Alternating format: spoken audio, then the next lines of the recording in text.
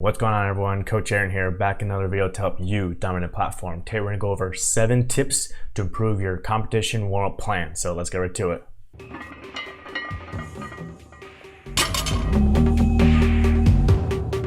What's going on, everyone? Thanks for tuning in to another video. This is another user-submitted topic that's been sitting here for a week or two, so I want to make sure I knock it out. And it's all about how to plan your competition warm-ups. Okay, how many warm-ups should you have? What weights did you do? How many reps you should do? All that kind of stuff. So I want to go over 7 tips to help you guys out to make sure you're having an efficient competition warm-up plan so you can maximize the amount of weight you do on the platform for your attempts. And if you're new here and you don't know who I am, my name is Aaron Kamesi. I'm a powerlifting coach, athlete, referee, and meet director. So I make videos here on this channel covering those different topics. So this is going to help out not only lifters who have to build a game plan for themselves, but also coaches looking to take on more clients and build game plans and be effective on the platform and not just the programming side of things. Since you could do everything right when it comes to programming and getting their body weight down and everything like that, and then you can ruin it all on competition day if you're not prepared. And the same thing goes the other way. You could be perfect at the competition stuff, but if you're not building the programming well leading into it, then they're just not going to hit good numbers. So you got to have both of them. So we're going to focus on the warm-ups, and maybe in a future video we'll focus on the attempts. So let's head on over to my computer. So I have here a plan from one of my lifters who just competed this past weekend. So I figured, okay, let's pull it up and let's go over what these tips are in the context of this specific plan. Tip number 1 is you want to have about 4 to 6 warm-ups unless you're some kind of extreme case. So if you're anywhere between a 50 and 300 kilo opening attempt, you're probably gonna have somewhere between 4 and 6 warm-ups. If you're an extreme case, let's say you have a 30 kilo bench press opener, or you're Ray Williams and you're trying to open up with 440 kilos or 450 kilos on the squat, then you're gonna have less or more warm-ups. And maybe your warm-ups may be even different when you're at the very bottom where you have to warm up with push-ups for bench or something like that. And on the extreme case, you may have to adjust your warm-ups where you don't start with the empty bar for squat and bench press like many people do. But for the majority of us who fall in that low middle range, just like here in this example, you wanna have about 4 to 6 warm-ups. So you can see here for squat, I have 5 warm-ups, for bench press 4 warm-ups, and for deadlift 4 warm-ups. And as a little additional tip when it comes to deadlift,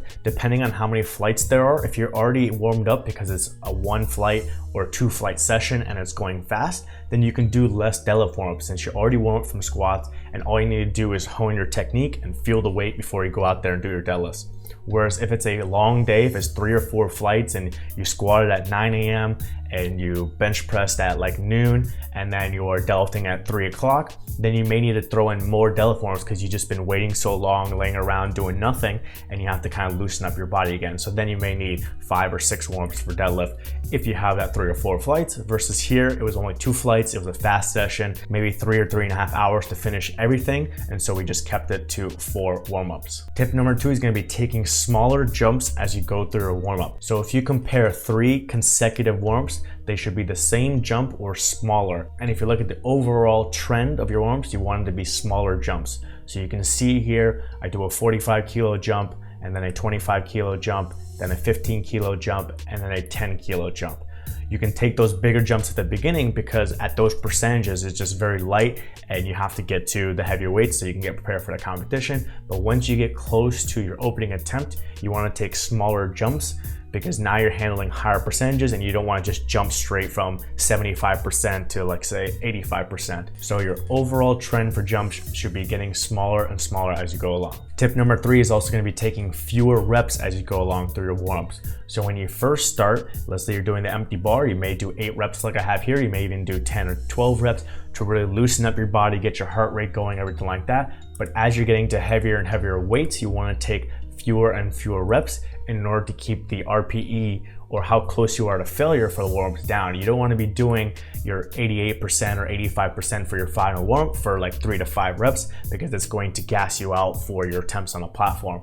At that point, you just want to do 1 rep so you can practice your commands, you can practice your technique, you have all your equipment on, and then you are ready to go for the attempts on the competition. So as you build your warm-up plan, make sure your reps are getting less and less as you're going along. Tip number 4 is to base your warm-ups and your jumps off of your attempts. So if your attempt, for example here, is a 7.5 kilo jump, then you want your final warm-up to your opening attempt to be about the same. So here I have the 7.5, and then I backtrack from there 10, 15, 25, 45.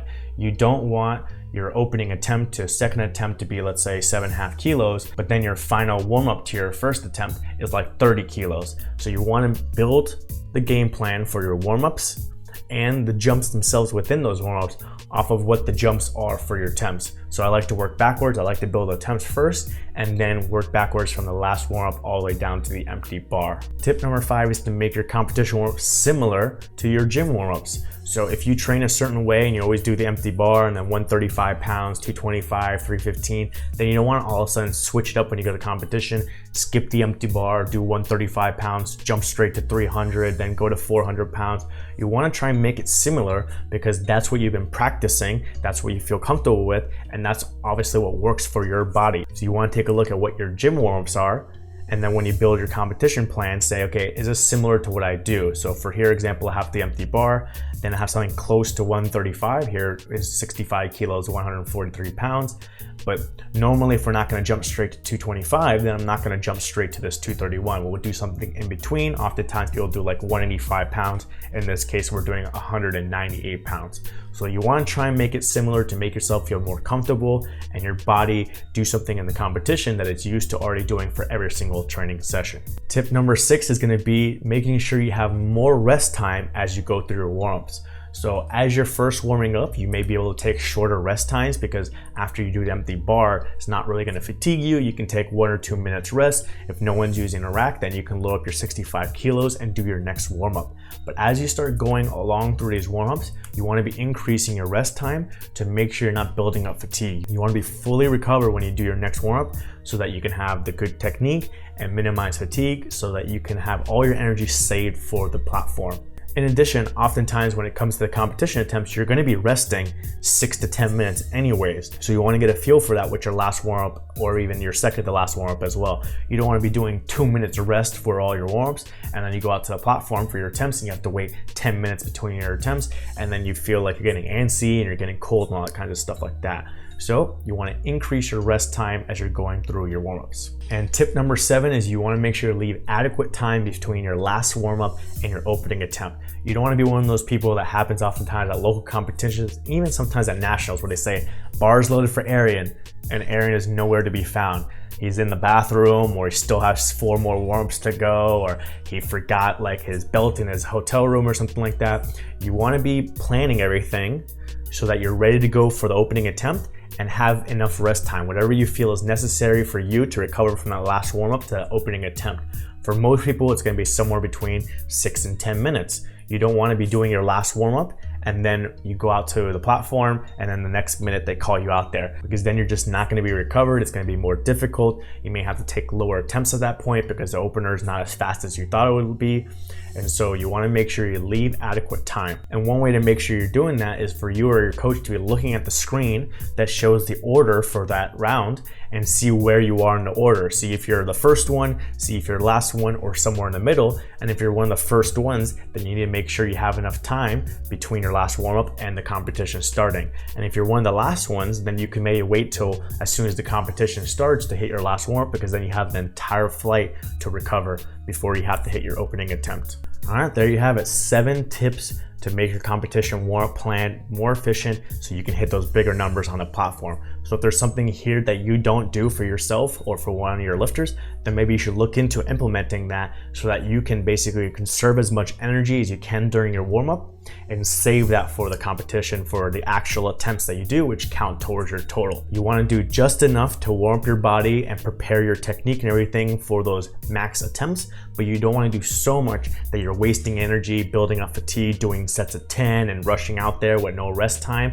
and then not being able to maximize your potential on the platform for all the training that you've done leading in. All right, so hopefully that helped you guys out. As always, if you have any questions or topics you'd like for me to answer or discuss, you can comment those below. You can DM me on Instagram, you can email me. All the information is in the description below. If you liked the video, get a like. If you have a friend who needs help with their competition warm-ups, maybe they have a competition coming up this week or next week, you can share this video with them. You can also always check out my powerlifting tips playlist for other tips that I have encompassing all things of powerlifting, whether you're a coach, athlete, referee, or meet director. Hope you guys are having a great day, and I'll see you in the next video.